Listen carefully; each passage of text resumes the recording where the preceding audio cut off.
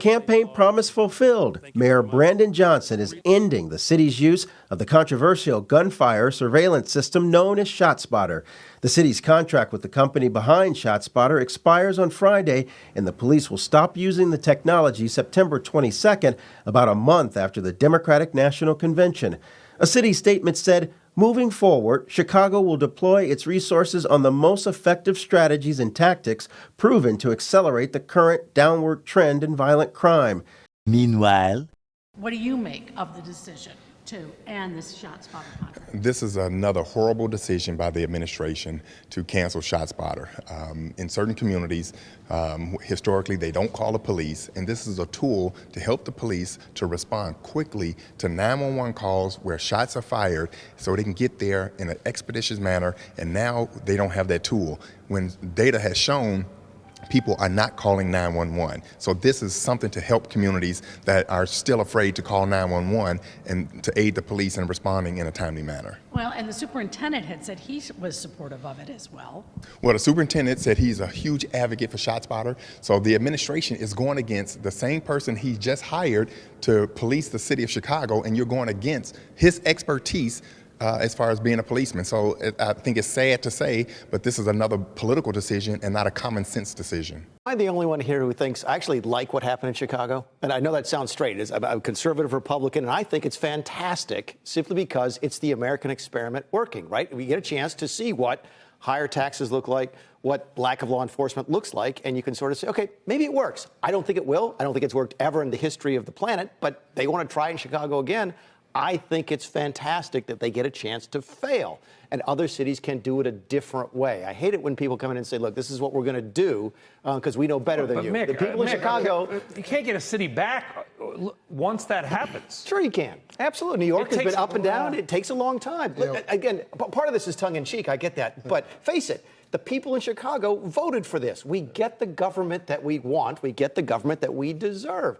They just kicked out Lightfoot because she was soft on crime and put in somebody who is essentially the same. Why is that? All right, guys, on this episode of Cuckoo for Cocoa Pop World, we got to go out to Chicago, or shall I say Chicago, because it's about to get even worse than it already is, apparently, when it comes to this issue of crime and violence, okay? Because Chicago Mayor Brandon Johnson is doing exactly what progressives do when it comes to crime, which is to get softer and softer and softer, despite the fact that his city, along with a lot of these other liberal cities, are in a state of chaos due to their soft on crime policies, allowing criminals to destroy their cities. And Mr. Brandon Johnson is catching a whole lot of backlash from the citizens in that country over ending the controversial ShotSpotter program. Now, ShotSpotter is a gunshot detection system that is used to alert authorities, whether that be 911 or police, when there are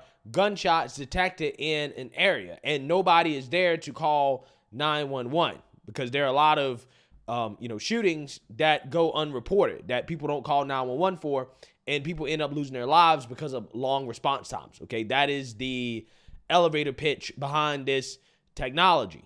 4290. 4290. Yeah, is there any citizen calls on there? Negative. One just hit the board. No, one just hit the board, 824 West 122nd. One of the clients have been shot. The person's in the gangway. Good thing we got ShotSpotter. Right. Now, there are people who have testified that ShotSpotter has helped save lives. And there are also people who are claiming that ShotSpotter is ineffective. But despite this, Mayor Brandon Johnson has decided to end ShotSpotter because, you guessed it, ShotSpotter is targeting so-called minorities and communities of color, aka ShotSpotter is racist. This is what critics say. Now to another story the CBS 2 investigators have been following for years. The city of Chicago's ongoing ShotSpotter contract. It's an expensive gunshot detection system. Mayor Brandon Johnson promised to get rid of it during his campaign, but has yet to do so. Today, activists called for Mayor Brandon Johnson to cancel the contract with ShotSpotter before he announces his first city budget. We have over 3,000 signatures from Chicago residents saying that we need to get this racist and harmful technology out of our communities. ShotSpotter is very harmful, just like all gunshot detection technology is inherently harmful and all police surveillance is harmful. Last summer, the mayor's signature approved giving over $10 million more to ShotSpotter. A spokesperson for the mayor told us Johnson has deep concerns about the gunshot detection system and will make a final decision on its role with Chicago when the contract ends next February. As a justification for ending it, not paying for it, and woke Mayor Brandon Johnson is going right along with it, because this is how the woke revolutionaries work. Except there's one twist to this story, which is that Brandon Johnson, mysteriously, is not ending the program until after the DNC, the Democrat National Convention, which is going to be in Chicago. Funny how that works, okay? For a system that apparently is ineffective, it's effective enough to continue to work until after the Democrat National Convention. So I want to talk about it, but before we get into it, we have to have a word from the sponsor of this video, Fighter Flare. Blue cities are experiencing soaring crime despite what the mainstream media says. Many cities are seeing as much as a 20 to 30% spike in crime. Unfortunately for America, crime rates have spiked since 2016 after a 30-year decline, and there are no signs of this trend slowing down. This is why tens of thousands of people are only starting to feel safe when they carry their Fighter Flare flashlight. The Fighter Flare flashlight is a multi-tool tactical flashlight that is designed for self-defense and is highly revered by military and law enforcement. Its flagship feature is its ultra bright 800 lumen light with strobe lighting and SOS capabilities that can help blind an attacker, activate an emergency signal, and be seen for miles. Featuring a built-in lighter, belt cutter, digital battery life indicator, glass breaking hammer, built-in power bank for cell phone charging, solar power, compass, multiple lighting modes for a variety of situations, and the ability to have the Fighter Flare light zoom in and out with an included extender. If you order the amazing Fighter Flare flashlight today, you will get 3 bonuses like a complimentary 100% lifetime guarantee, free access to the exclusive Preppers Peak newsletter, and free shipping. Don't miss out on this incredible offer, and you can experience the incredible protection the Fighter Flare flashlight offers at an exclusive 15% discount only by using code 15OFF at fighterflare.com. That's fighterflare.com. The link is in the description below. Chicago is pulling the plug on ShotSpotter. It's the controversial technology that is supposed to alert police to gunfire. Nate Rogers reports that decision may be almost as controversial as the program itself. Even on the campaign trail, Mayor Brandon Johnson said that he would remove ShotSpotter from the city's budget. Critics say that the service is unreliable and leads to unconstitutional policing. Others, including police officers, say that it's a reliable resource, especially in underserved communities where the code of silence still maintains. 35 cities have already said this technology is unreliable. In September, right after the DNC in Chicago, ShotSpotter will end. Ain't it amazing how, again, the critics say, well, it's ineffective. And personally, I don't know if it's effective. I think that you probably need large studies done by independent groups in order to really see if it's effective. Of course, ShotSpotter says that it's effective. You know, other people say that it's not. But regardless, I think it's funny how the critics claim that, well, it's not effective, and that's why we're ending it. It costs too much money. But yet, they're only going to end it after the DNC, right? They're going to wait until after the DNC. And I'm asking myself, okay, well, if it's so ineffective, then why are you waiting to end it until after the DNC, right? You should just go ahead and end it now if it's not effective, right? I'm just saying the Democrats that are going to be in town, they shouldn't need this if it's not effective, right? So apparently it's effective enough to stay in place until the Democrats come to town. But as soon as they leave, oh no, we got to get rid of it. Again, this is just another example of how politicians protect themselves. Policing for me, but not for thee. ShotSpotter is effective enough for Democrats, but not effective enough for Chicago citizens. Amazing how that works. Technology alerts police in real time to locations where gunshots were fired. I feel it is very disrespectful of the mayor to make a decision like this without even getting the input of the community. Well, I mean, you should be used to that, right? When it comes to the illegal immigrants, he's been making these decisions, right, without your input, not giving a damn about what you have to say. But hey, at the end of the day, you voted for the guy, okay? He told you, hey, we love illegals, and we're going to end ShotSpotter because it's racist, and y'all signed up and you voted for this. You voted for this clown. You voted for this lunatic. And then you boohoo whining, complaining about the lunatic doing exactly what he told you he was going to do before he was elected. See, here's the thing. As much as I don't like Brandon Johnson, I can't really be that mad at him because at least he's not a liar, right? At least he tells you flat out what he wants to do. He's not one of these people that say, hey, I'm not going to do it, and pretending to be somebody else and then turn out to be a far left progressive like Eric Adams, because that's what Eric Adams did in New York City. This dude campaigned as a moderate. And then when he got into office, he turned into a far left progressive, trying to allow illegals to vote, right? Brandon Johnson wasn't that guy. He ran as a progressive. He told you exactly who I am. He told you exactly what he's going to do. And then he does it, and then all of a sudden, these people don't like it. But yet, you voted for it. You thought it was a great idea when you was voting for the guy.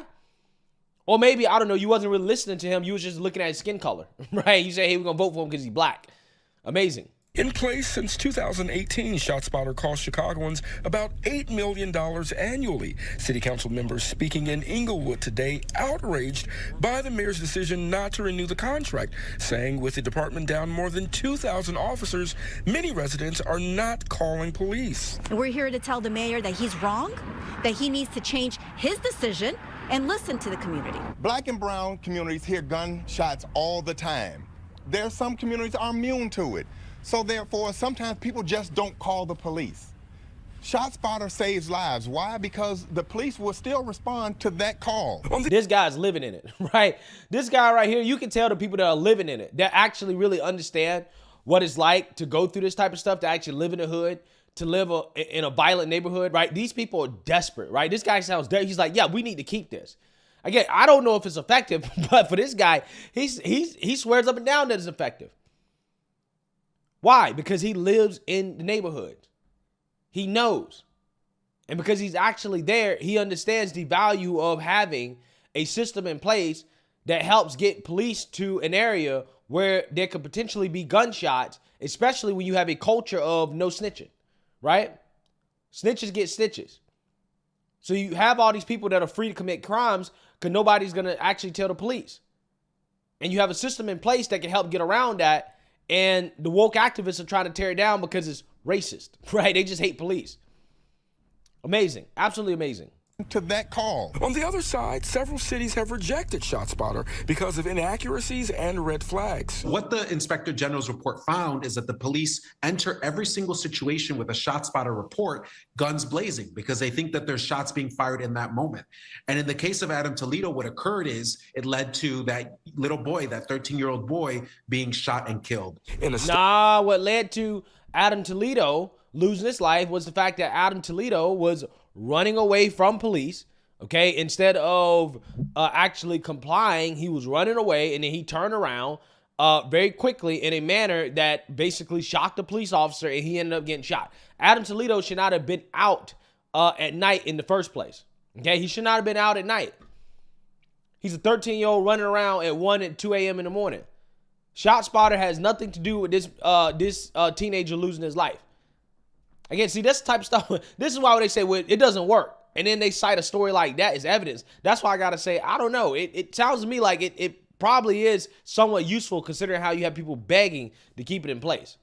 Statement, the mayor's office saying in part, quote, law enforcement and community safety stakeholders will assess tools and programs that effectively increase both safety and trust and issue recommendations to that effect. Former top cop Gary McCarthy also not a fan of the decision. I think it's a bad decision as far as catching bad guys and preventing somebody else from getting shot.